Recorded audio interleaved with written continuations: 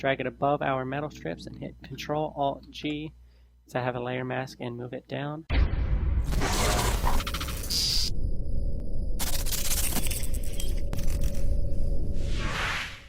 We just laid down the base texturing to our barrel, and now we're going to add little details and shading to make it really pop out.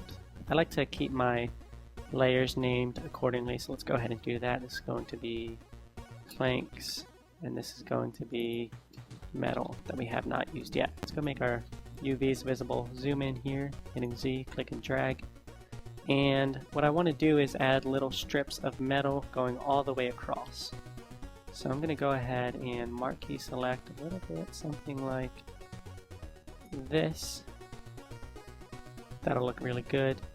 Let's make a new layer and name it metal strips, and just fill it with a random color for now. And let's duplicate that and drag it down to right below that one.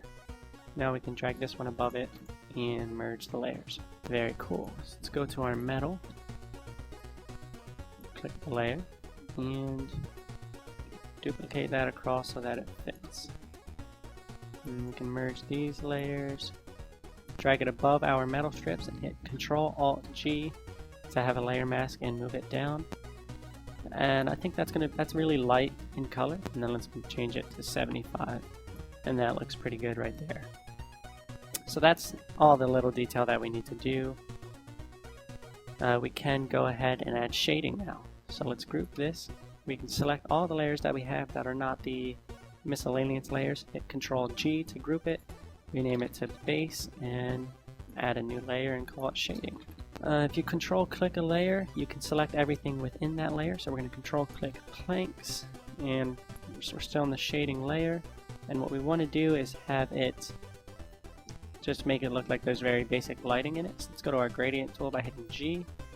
We can reset our colors to the defaults by hitting D. Let's go ahead and select our 3-line gradient and start from the middle here. Just drag out over that way. Okay, so that looks, you can see that that's already looking way better, but that is not exactly what I wanted. I have this reverse option checked here, so let's uncheck that and just go ahead and do that again. Something like that. Looks like we need a little bit more. That'll be just fine. And what we want to do is set this to multiply and have an opacity of something really low, let's say about 25. Maybe 30 would do, a little bit more visible. And you can see that that is looking really good. What we can also do is say we have lighting from the top. Say this is going to be outside, so the bottom will be darker than the top. So we can go ahead and add another shading layer and add another gradient as well. Something like that, really small there, multiply, and we want this one to be way less visible. 10, 15. 15 is really good. So this first layer is going to be from, we can just say the shading is going to be from where the person that is looking at it is standing, and they're not going to be able to see light all the way around it. And then this next one is from the outside light source, we could say the sun. And that's going to make sense to a player that is playing a video game, say. So we need to go ahead and do that for the top and the bottom. The top is going to be lighter, and since it's already lighter than this, since we added a gradient, we can pretty much leave that as it is, but we want to make the bottom darker.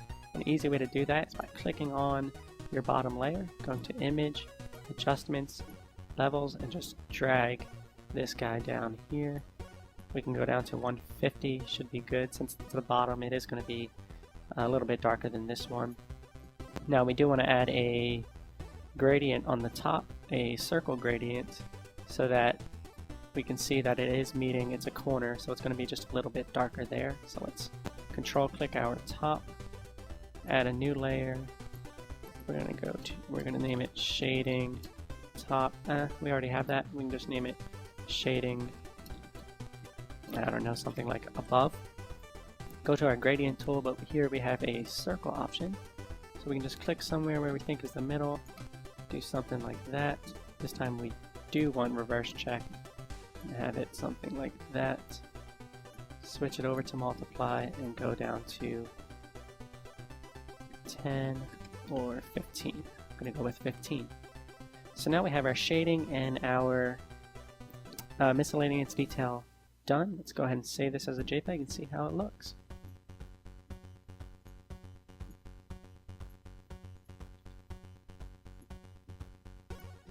Looks like I messed up again saving it.